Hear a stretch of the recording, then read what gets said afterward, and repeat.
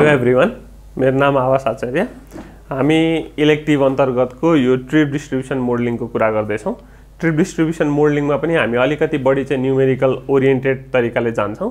त्यसमध्ये trip distribution modelling भनेको चाहिँ क्लासिकल 4 स्टेज मोडलिङको चाहिँ सेकेन्ड स्टेज हो। अब फर्स्टमा चाहिँ ट्रिप जेनेरेसन मोडलिङ हुन्छ, त्यसपछि ट्रिप डिस्ट्रिब्युसन मोडलिङ हुन्छ, त्यसपछि मोडल स्प्लिट मोडल हुन्छ, त्यसपछि रुट असाइनमेन्ट मोडल हुन्छ। हामीले ट्रिप जेनेरेसन मोडलिङको बारेमा अघिल्लो भिडियोहरुमा कुरा गरिसकेका छौँ। आजबाट चाहिँ हामी ट्रिप डिस्ट्रिब्युसन मोडलिङको कुरा गर्छौँ। यसमा पनि सबैभन्दा सुरुमा चाहिँ हामीले हेर्ने भनेको चाहिँ युनिफर्म ग्रोथ फ्याक्टर मेथड भनेर हो, है त। अब युनिफर्म ग्रोथ फ्याक्टर मेथडमा चाहिँ के हुन्छ भन्ने कुरा चाहिँ क्वेशनसँगै हेरौँला। हामीले यसमा युनिफर्म ग्रोथ फ्याक्टर मेथडको कुरा गर्छौँ, त्यसपछि एभरेज ग्रोथ फ्याक्टर मेथडको कुरा गर्छौँ, त्यसपछि फ्र्याटर मेथडको कुरा गर्छौँ, फर्नेस मेथडको कुरा गर्छौँ र ग्राभिटी मोडलको कुरा गर्छौँ। यी 5वटा कुरा गर्छौँ। सबैभन्दा सुरुमा युनिफर्म ग्रोथ फ्याक्टर मेथड। नामै युनिफर्म ग्रोथ फ्याक्टर मेथड छ। यसले के मान्छ त भन्दाखेरि चाहिँ त्यो ग्रोथ फ्याक्टर चाहिँ युनिफर्म हुन्छ।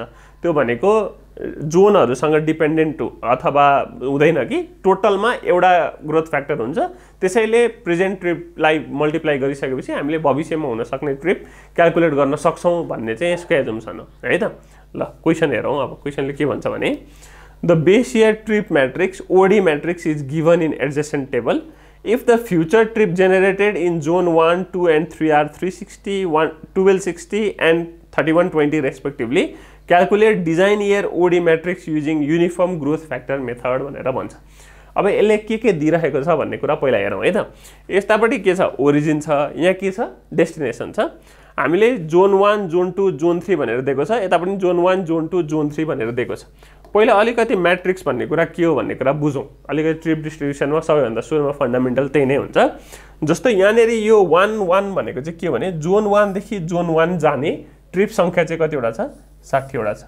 1 देखि 2 जाने कतिवटा छ? 100 वटा छ। 1 देखि 3 जाने कतिवटा छ? 200 वटा छ। ठीक छ।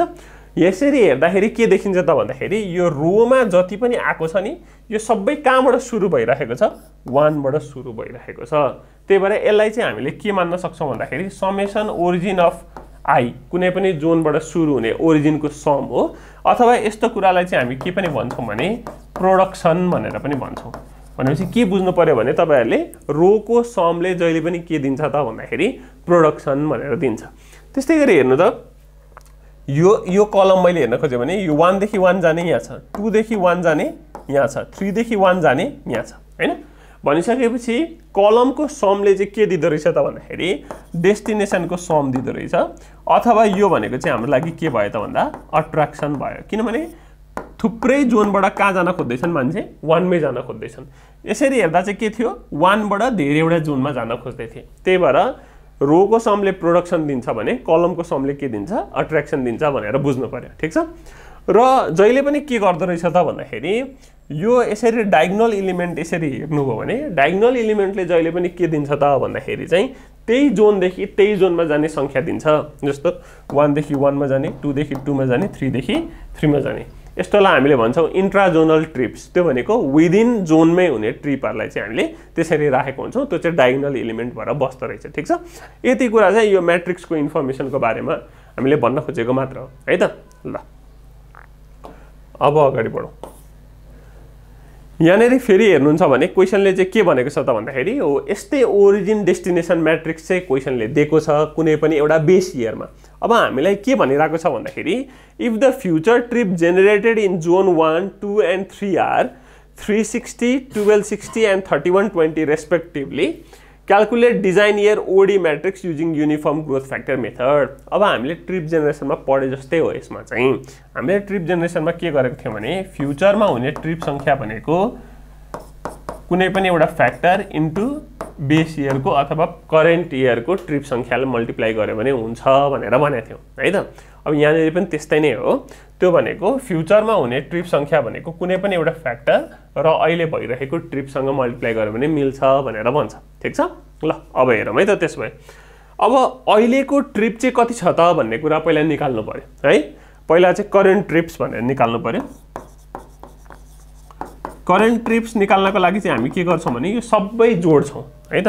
त्यो भनेको चाहिँ कति हुने भयो त भन्दा 60 + 100 + 200 + 100 + 20 + 300 प्लस 200 प्लस 300 प्लस 20 यो गर्यो भने कति भयो त भन्दाखेरि 200 300 360 460 480 780 980 1300 1300 ट्रिप्स हुने भयो हैन। यो भनेको चाहिँ प्रेजेन्ट नम्बर अफ ट्रिप्स हो, करेन्ट ट्रिप्स हो।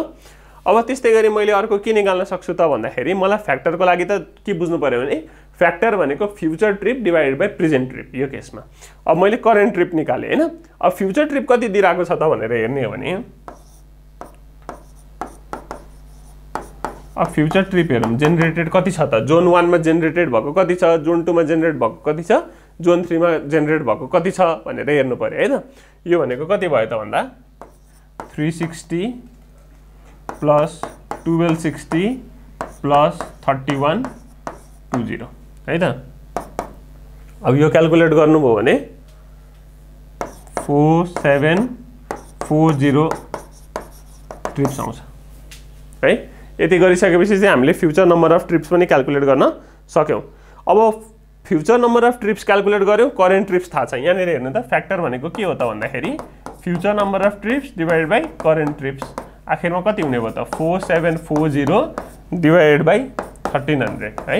यो गर्नुभयो भने 3.65 आउँछ। यो भनेको चाहिँ हाम्रो लागि ट्रिप रेट भयो। तर क्वेशनले त यति मात्रै सोधेको होइन।